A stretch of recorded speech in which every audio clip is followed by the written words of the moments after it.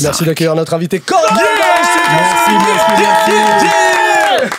Merci pour l'accueil, merci pour l'accueil. Bienvenue Corneille, merci d'être avec nous. C'est plaisir. Ça fait vraiment plaisir de t'avoir. T'es là pour, entre autres, cette actualité, le morceau Seul au monde, qui ressort dans une toute nouvelle version avec Soul King. Yes.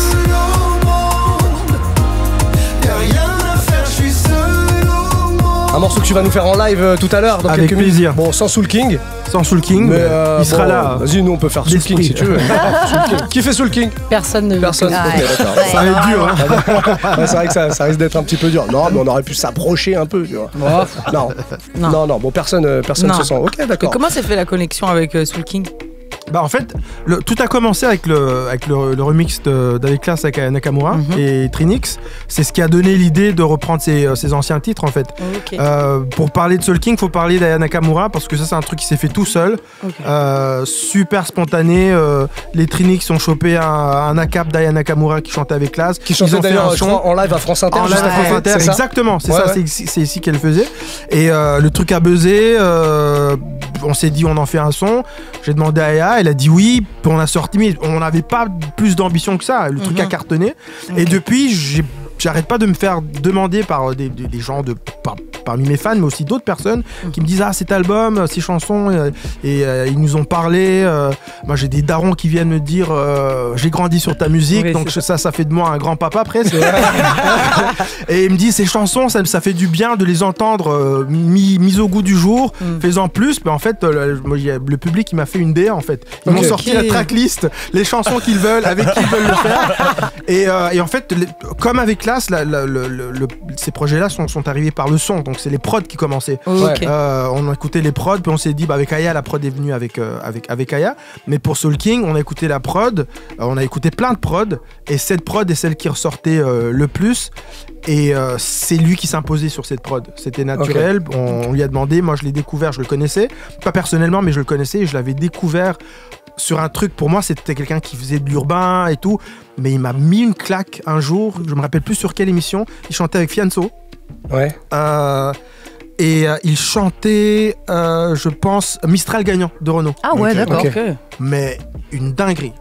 Okay. Et j'ai découvert un vrai chanteur et depuis l'idée m'est restée dans la tête et on l'a invité sur Seul au monde et ça tombait bien parce qu'il nous a dit que le morceau lui parlait aussi, c'était un texte qui lui parlait, qui voulait dire quelque chose dans sa vie à lui, dans son parcours à lui.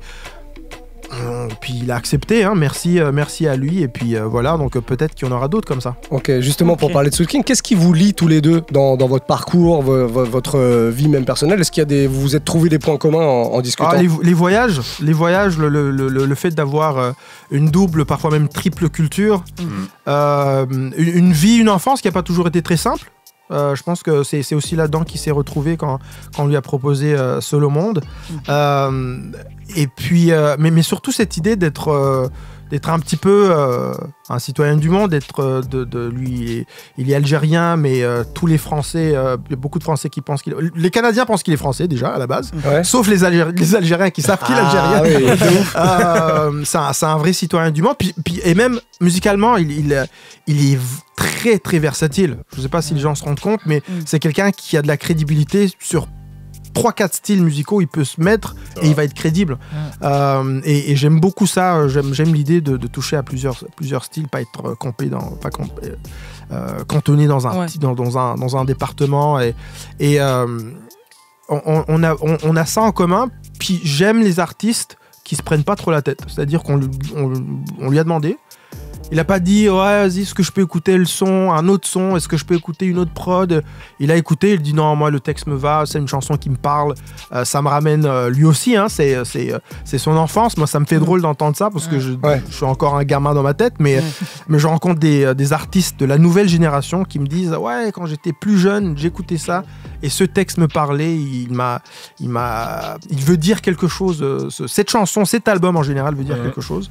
Et donc du coup je pense que ça va être le point commun avec tous les artistes qui se retrouveront sur ce projet, si j'en fais d'autres. Okay. Ça va être des gens pour qui cet album a compté, en fait. Okay. Ouais. Mais j'imagine que tu as encore plus de 20 ans après maintenant, parce que c'était 2003. Ouais, c'était 2003, cet ouais. album. Ouais, plus de 20 ans. Plus de 20 ans. J'imagine qu'au quotidien, tu as toujours eu des témoignages de gens qui te disent ce morceau ou cet album me rappelle telle ou telle époque. Ouais. Est-ce que toi, t'as pas vu le temps passer, j'imagine? Non, j'ai pas vu le temps passer. Puis je pense qu'une partie de ça s'explique par le fait que je suis papa, donc j'ai des enfants, j'ai une vie de famille, je vis pas en France, donc je suis très détaché de cet héritage-là. Mais très souvent, je rencontre des gens et qui me parlent de ce premier album, surtout de ce premier album, et de ce qu'il a signifié dans leur vie. Puis ça me touche parce que c'est pas du tout, c'était pas dans mes calculs. Moi, je faisais de la musique, c'était du kiff, c'était de la thérapie même. Mais j'étais loin de m'imaginer que ça allait rester aussi longtemps, que les gens allaient porter ça. En même temps, je me rappelle des gens qui venaient dans mes concerts à l'époque, et je sais que c'était 15 à 25, et je sais comment moi j'étais à l'âge de 15-16 ans, les concerts que je suis allé voir, les artistes que j'écoute, je les écoute encore aujourd'hui. Ouais, tu t'en souviens. Ouais. Bon, on va faire un petit retour en 2003, justement, quand cet album sort, qui est vraiment l'album, j'imagine, qui a changé complètement ta vie. Bah ouais. C'est quoi ta vie à l'époque? À l'époque, je suis à Montréal, je fais mes études à l'université Concordia en communication. Je fais des petites job-in. Je me rappelle, je travaillais chez Air France. C'est moi qui prenais les appels quand vous avez perdu vos bagages. Ah ouais, déjà fâché. J'étais le mytho qui vous disait que ça allait arriver bientôt. Ne vous inquiétez pas. Ouais, puis j'avais un groupe qui s'appelait One, un trio R&B à Montréal. Un des membres était Gage. Ouais, il y a Gage. Il y avait Gage et il y avait Gardy, ouais. Et il y avait une effervescence. On sentait qu'il y a un truc qui se passait. C'est à l'époque à cette époque-là que j'ai rencontré Zao aussi. Okay. Oui, qui vient aussi du Canada. Du Canada. Et je rêvais de musique. Moi, naïvement, avec l'inconscience de la jeunesse, j'étais persuadé que ça allait fonctionner. Puis j'ai fait une maquette autoproduite avec mon associé à l'époque. On a pris nos sous, on les a mis ensemble et on a produit cet album. J'ai tout fait. Moi, je me rappelle que je chantais, j'ai pas de formation musicale, mais toute la musique se passait dans ma tête. Donc, je chantais les lignes de basse à mon bassiste. On a fait l'album, de façon quasi artisanale en fait. Donc avant d'être signé finalement. Ah oui, bien avant d'être signé. Ouais, bien avant d'être signé. Okay. Et je suis allé voir plein de maisons de disques, tous les majors à Paris, parce que je travaillais chez Air France, donc j'avais des billets pas chers. C'était l'avantage. Donc je venais régulièrement pour rencontrer des DA de maisons de disques, les grosses boîtes de disques, qui m'ont toutes dit non. Ok.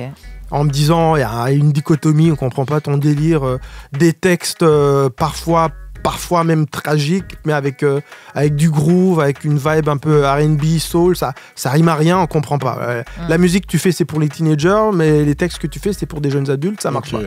Et à la limite, je me disais, je tiens peut-être un truc. Ça doit être tellement bizarre, mon truc, que ça vaut la peine d'être poussé. Ouais. Puis j'ai rencontré un mec qui s'appelle Francis Julien, qui est le boss de ma maison de disque encore aujourd'hui, qui est devenu un ami, qui lui a compris. Il allait écouter, il me dit non, on touche à rien, on le sort comme ça. Ah ouais, comme ça. Ouais. Alors ça fait plaisir. On le sort comme ça. Ça va peut-être pas marcher de ouf au début parce que c'est nouveau. On n'est pas dans les codes, on n'est pas dans les formats. Mais à force, graduellement, tu vas te faire un petit public, puis ça va monter. Et puis finalement, on a sorti avec classe, ensuite ensemble, Rêve de Star, et après parce qu'on vient de loin, puis ça a fait. Il suffisait d'un homme. C'est pour ça qu'ils ont choisi ou que vous avez choisi de sortir avec classe en premier, parce qu'il y avait moins ce côté un peu deep dans les lyrics et tout. Ouais. C'était un peu plus léger que les autres. C'était un peu plus léger que les autres. Puis je pensais que mon équipe avait raison. Hein. Je pense que pour me présenter, et d'ailleurs l'histoire me l'a prouvé, hein, ce que je veux dire, c'est que pour me présenter, mon histoire personnelle allait probablement prendre le dessus et prendre beaucoup trop de place par rapport à la musique qui, on trouvait qu'elle avait la peine, elle valait la peine d'être reconnue, appréciée pour l'art qui était dedans, au-delà de mon histoire personnelle. Et c'est pour ça qu'on a commencé avec des titres qui étaient un peu moins un peu plus léger, moins autobiographique, moins ancré dans mon histoire. Et la preuve, c'est que après, parce qu'on vient de loin, sur le monde et la suite, pendant une longue période de temps, tout ce dont on parlait dans les médias, c'était mon histoire. Ouais. Ouais, donc finalement, on a bien fait de sortir les titres plus légers en amont. Ouais. Ok. Du coup, moi je me rappelle, parce qu'on vient de loin, énorme hit. Franchement, il passait tout le temps sur TF1, moi je me rappelle. À cette époque-là, t'es partout. Moi, j'ai pas le contexte de l'époque parce que je suis trop jeune. Est-ce qu'on te présente comme un artiste R&B, ou bien on dit que t'es un artiste pop, ou bien est-ce qu'à l'époque, le terme même pop urbaine existait déjà? Non, comment on définissait? On me définissait comme un survivant du génocide. Ouais. C'était que ça. Ouais, je me rappelle de la rue, la première fois qu'il m'avait présenté aux Victoires de la musique, c'est comme ça qu'il m'avait présenté. Puis j'avais trouvé ça violent. Ouais. Mais blague à part, j'avais pas de catégorie en fait. Ouais. Parce que nous, pour la France, moi en tant qu'auditeur, on disait R&B nous. Oui, parce que vous connaissez la musique. Ouais. Mais pour les médias généralistes qui me présentaient, le R&B, c'était forcément américain. C'était américain ou des copies américaines mais en français. Donc c'était Tragédie, c'était Willie Denzey, c'était et moi c'était Matthew Stone. Donc moi je fitais pas là-dedans. Pour eux le R&B c'était ce son-là avec cette image-là, avec cette esthétique-là. Moi je cadrais pas là-dedans. Je faisais mes clips à Montréal. J'étais habillé comme un mec de la Neo Soul. Puis et je faisais la musique que je faisais en français avec des textes qui sortait complètement du lot. J'avais une approche d'écriture parfois qui se rapprochait plus du rap que du R&B parce que je racontais ma vie de façon très factuelle, très directe. Et donc, ils savaient pas où me placer en fait. C'était pas de la variété. Pour quelqu'un... en plus, mon album, si on écoute mon album, les versions studio, les premières versions d'album étaient très produites R&B, Neo Soul. Ouais, moi je vois plus le truc. C'était plus ça, sauf que il y a eu un petit malentendu. J'ai sorti des versions acoustiques parce qu'on vient de loin. La version qui a cartonné, c'était la version acoustique. Donc je pense qu'il y a beaucoup de gens dans les médias qui entendaient une voix, un texte, de la guitare, qui se sont dit bah ça s'apparente plus à de la variété. Mais ça ne l'était pas. C'était pas de la soul vraiment parce que je suis pas quelqu'un qui envoie des grosses notes avec des vibes. Je peux le faire, mais je trouvais que ça faisait pas de sens en français. Donc j'étais un petit peu un ovni. Les gens savaient pas trop me classer. Perturbateur. Perturbateur. Il y a encore aujourd'hui des gens qui m'associent pas nécessairement à R&B. Et je comprends pourquoi. Parce que même moi à l'époque, j'écoutais Vibe, j'écoutais Un Frais, c'était ça le R&B, c'était ça. Très différent. Mais je faisais pas ça. Et comme l'offre du R&B en France était trop pauvre pour avoir des sous-catégories, aux États-Unis, il y a aucun, ils se posent même pas la question. Les Américains qui écoutaient mon premier album, pour eux, c'était du R&B, c'était de la soul. Ils se posent pas la question. Alors c'était une sous-catégorie, c'était du R&B un peu plus adulte peut-être, ou c'est du R&B plus soul. Ils ont des sous-catégories. Ici, il y avait un R&B et c'était les artistes que j'ai nommés, donc je cadrais pas. Tu parlais tout à l'heure du fait que les médias t'ont, alors non pas catégorisé, mais qui te présentaient comme le survivant, enfin un survivant du génocide. Ça, bah évidemment, ça a permis quand même de mettre la lumière sur tout ce qui s'était passé. Mais est-ce qu'à un moment, toi, ça t'a pas un peu gonflé que tu sois juste ça? Est-ce que tu t'étais pas tiraillé entre le fait de bon bah c'est bien, faut en parler, mais parler aussi un peu de ma musique, les gars, tu vois? Ouais, mais grave. Au début, ça m'a gonflé. J'ai une période de 5-6 ans où ça m'a gonflé. Puis après, j'ai compris avec la maturité, j'ai compris qu'en fait, c'est cette histoire-là qui avait fait ma musique. C'est ce qui faisait la particularité, la singularité de ma musique, de ce premier album surtout, c'était mon histoire. Sans mon histoire, j'aurais pas fait cet album-là et j'aurais pas eu la carrière que j'ai eue. Donc, on nourrit son art avec sa propre histoire. C'est la meilleure façon de nourrir sa musique de toute façon. Sinon, ça devient un truc artificiel. Donc, j'ai fait la paix avec ça. Mais c'est vrai qu'à une époque, surtout quand on me présentait systématiquement comme tel, et surtout que je sentais pas souvent le respect. Ce que tu dis, ça a permis à mettre un petit peu de lumière sur ce qui s'est passé, mais pas toujours, hein. Souvent c'était juste une accroche et on passait vite à autre chose, et c'est ça qui me dérangeait. Et de retour avec notre invité Corneille, on est là pour parler évidemment de ce single qui est sorti avec Soul King en featuring, la reprise de Seul au monde, la nouvelle version, et puis de tout le reste. On parlait un petit peu de ton parcours tout à l'heure. Là le morceau, comme il est là et que t'es là, on va le faire en live. Ah oui. Avec plaisir. Ok, avec sans plaisir. Soul King évidemment, mais t'as laissé les passages de Soul King, j'imagine, dans la version. Bah oui. Il est avec nous quand même. Bon, très bien. Et on va se faire ce morceau de Corneille avec nous en live maintenant dans Bang Bang. On peut y aller. Let's go. Bang bang.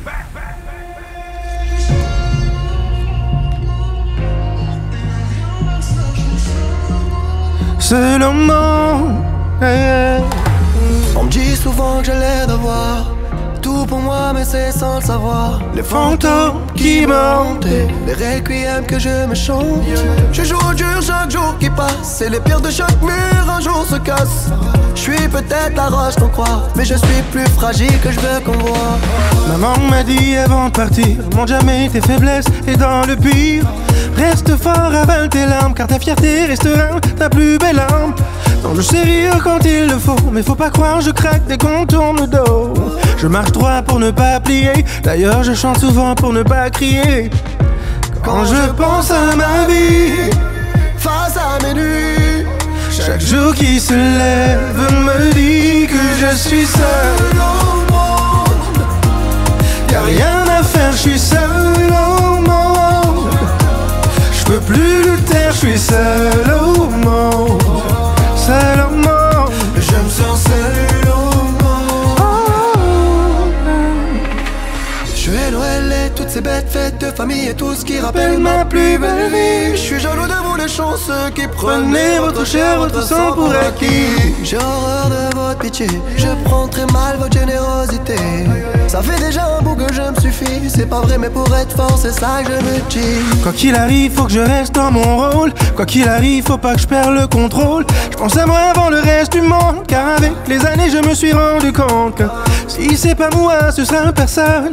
Pas lui, pas toi, ni personne. Et si ben c'est chacun pour soi, pour les pauvres et fiers solitaires comme moi.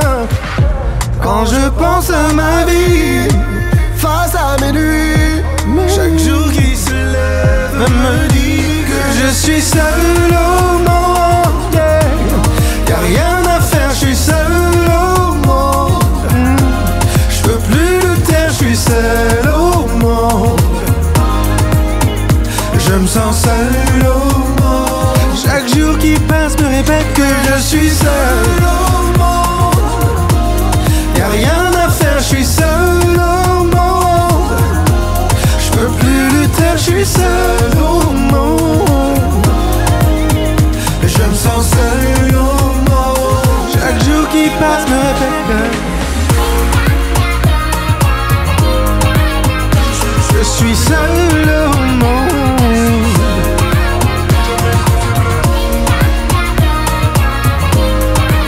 Quoi qu'il arrive, je suis seul au monde.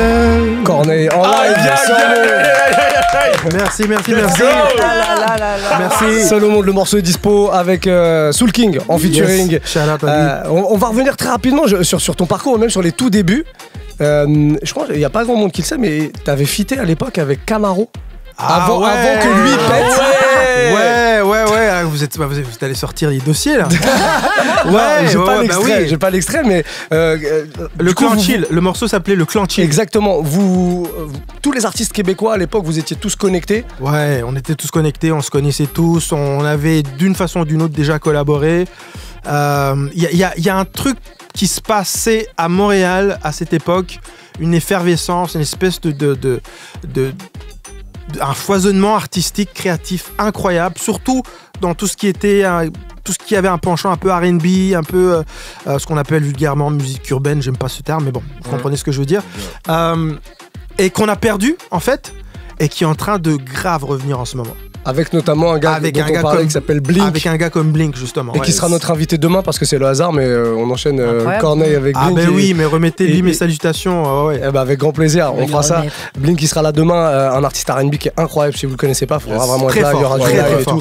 Justement, tu nous disais que tu avais une émission radio là-bas sur Radio Canada, donc un peu l'équivalent de Radio France pour le Canada. Ouais, c'est le service public. Exactement. C'est une émission qui a lieu tous les samedis, tu nous disais en antenne. Ouais, tous les samedis, ça s'appelle Samedi R&B, c'est tous les samedis de 19h à 21h, notre heure, donc pour le coup, vous, c'est en plein milieu de la nuit.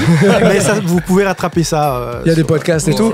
Si tu devais mettre le doigt sur un ou deux artistes québécois ou enfin canadiens, à part Blink, du coup, il y a d'autres gars là qui se démarquent en ce moment qu'on n'a pas vu. Ah ouais. Alors, il y en a quelques-uns. Il y a un gars qui s'appelle, il est très très fort, qui s'appelle Zach Zoya. Okay. Lui, il fait en anglais. Mais il est archi fort. C'est R&B aussi. C'est R&B, c'est R&B. Un petit peu, des fois il touche à des trucs un petit peu plus artsy. Des fois il y a des prods qui font penser un petit peu à Tyler the Creator, des trucs comme ça. Mais quand il fait du R&B, ça tue. Il y a un gars qui s'appelle Papy J qui est très fort aussi, avec qui j'ai bossé.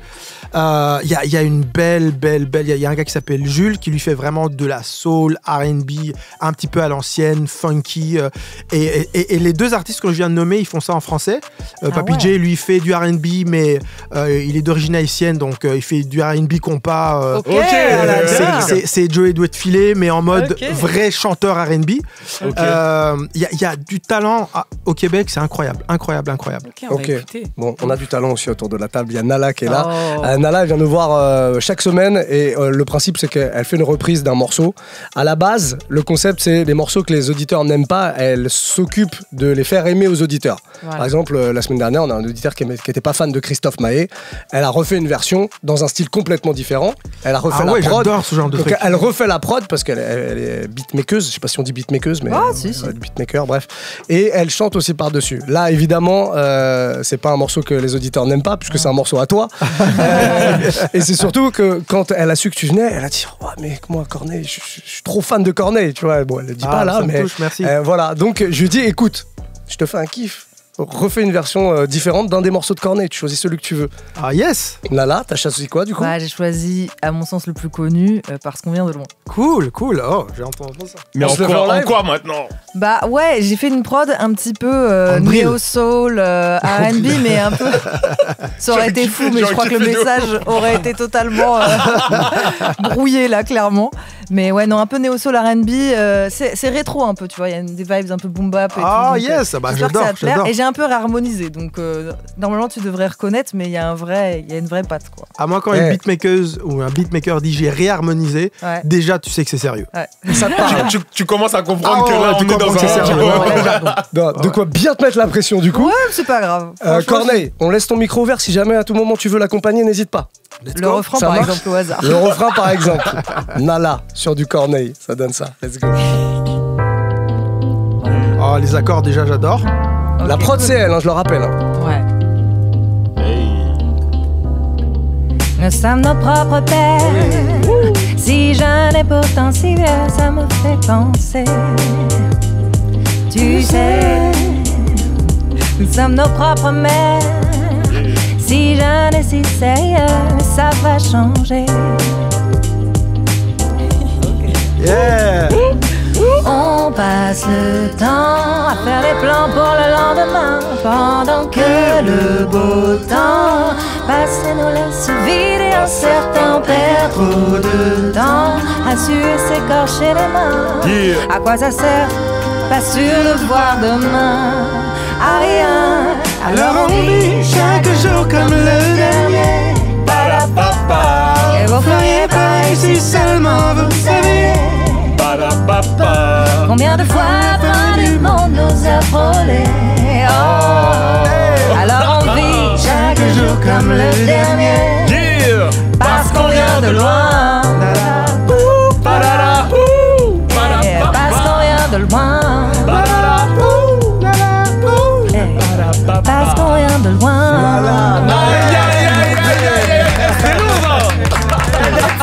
On adore. L'avis du principal intéressé. Donc, les accords sont de toi? Ouais. Tu les as joués? Je les ai joués au Rhodes, ouais. Mais t'es pas une beatmakeuse. T'es une arrangeuse, productrice, réalisatrice, tout ce que tu veux, mais ça c'est archi compliqué à parce que c'est pas une mélodie que j'ai pensé ni au soul du tout. Donc le fait que tu aies trouvé ces accords-là super jazzy et que ça fonctionne, il n'y a pas une note qui est partie parce que tu as gardé la mélodie, tu n'as pas touché à la mélodie. Ouais. Ça c'est super fort, bravo. Bravo, encore une fois. Tu viens de lui faire un sacré cadeau. Non, franchement, c'est fort. Trop contente. Très fort. Bon, ouais, bravo. Merci Nala. Et merci à toi Corneille d'être passé. Grave. Est-ce que dans le concept, tu t'en parlais tout à l'heure rapidement sans avoir lâché d'infos, dans le concept on reprend tes morceaux avec d'autres artistes de la nouvelle génération ou pas d'ailleurs, et il y a d'autres trucs qui vont arriver là ou c'est trop tôt pour l'instant? Je pense que oui, c'est trop tôt, il n'y a encore rien de concret, mais j'ai très envie de continuer de le faire parce que j'ai l'impression que c'est une belle façon de fermer une boucle en fait. Je le disais tout à l'heure, je rencontrais des gens qui me disent j'ai écouté ça quand j'étais jeune, j'ai des enfants aujourd'hui, je leur fais écouter ces titres-là, cet album il veut dire quelque chose dans ma vie, et voir le succès que ça a eu avec Trinix et Nakamura, avec Soul King aussi, ça démarre super bien. Moi, j'aime bien l'idée que des fois, je participe à des émissions de télé en France ou ailleurs, et je croise les idoles de mes enfants, par exemple. Ouais. Ok. Alors, mes enfants... C'est qui déjà, Aya. Ouais. Ma fille, elle est fan d'Aya. Bon, ça, le c'est matin, bon. pour la conduire à l'école, Aya. c'est Aya. Mais elle écoute toute la génération de chanteuses R&B, Weshden, Eva, Ronisia, tout ça, elle écoute tout ça. Taïk, évidemment, Dajou. Et en fait, le lien que j'ai avec la nouvelle génération d'artistes passe par mes enfants. Par tes enfants. Donc, c'est pas un lien juste de vas-y, je suis dans la musique, puis je fais ça depuis longtemps, j'écoute ce qui m'intéresse. C'est un lien beaucoup plus intime. Et l'idée de faire mes anciens titres avec des artistes de la nouvelle génération, ça me parle énormément. Mais si ça n'avait pas été pour le succès spontané d'Avec Classe, j'y aurais jamais pensé. Mais depuis, effectivement, beaucoup de gens me disent telle chanson, je veux entendre ensemble et j'aimerais l'entendre avec un tel. J'aimerais entendre nous on veut ensemble. Je te dis, nous on veut ensemble. Mais vous voyez qui sur ensemble? On va y réfléchir. Parce qu'on a besoin de réfléchir à tête reposée. Vous mettriez qui? Parce que si ça se trouve, c'est vous qui allez lancer le truc. Oui, voilà, c'est pour ça qu'il faut qu'on... Mais après, il faut que ce soit quelqu'un qui est déjà établi ou pas? Parce que pour moi, un feat Corneille-Blink, ce serait incroyable. Par exemple, ça serait ouf, ça. Ah ouais, mais Blink, avec lui, il faut que ce soit un morceau original. Ok. Parce que moi, j'ai envie d'aller dans son univers à lui. C'est différent. C'est ça, c'est différent. Alors que les artistes comme Aya, comme Soul King ou d'autres. Ensemble, c'est Taïk. Hein. Ensemble, c'est Taïk pour moi. Ah, moi j'aurais bien vu Joey doit te filer. Moi aussi. Franchement, moi j'aimerais bien te voir juste avec un gars comme Joey doit te filer pour avoir une autre couleur en plus. Ah, une vibe compas. Joey doit te filer, je te vois trop parce qu'on vient de ça. Attends. Mais il dit un truc là. Moi je te vois trop sur une vibe compas, ça. Franchement, je sais que ça peut bien glisser. Mais pas sur Ensemble. Ensemble, il doit rester R&B. Ouais, non, ça c'est vraiment son R&B. Mais si tu dois t'allier avec un autre artiste. Je vous laisse en réunion. On t'envoie un mail avec un verdict. Voilà. Verdict, consensus, voilà ce qu'on va faire. Voilà. Et après, quand ça sort, au moins, vous saurez que ça vient de Bang Bang. Il faudra venir le faire en live ici. Ça va s'appeler le Bang Bang Remix. Voilà. Non, merci. Tout est filmé, Corneille. Fais très attention. Je sais. Non, mais tout ça après, moi, c'est vous. Si ça se fait, c'est vous. Si ça se fait pas, c'est vous aussi. Comme on dit dans le game, on t'envoie une propale. Merci Corneille d'être passé nous voir. En tout cas, c'était un plaisir de t'avoir avec nous dans le studio. Merci.